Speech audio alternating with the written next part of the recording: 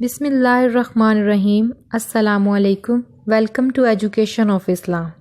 آج ہم بات کریں گے رمضان کریم کے پہلے عشرے کی دعا کے بارے میں۔ جیسا کہ آپ کو پتہ ہے کہ رمضان کریم کا مہینہ آنے والا ہے اور رسول اللہ صلی اللہ علیہ وسلم نے ہمیں رمضان کے تینوں عشروں کی الگ الگ دعا بتلائی ہے کہ اس کے ساتھ جو ہے وہ اللہ تعالیٰ سے دعا مانگی جائے۔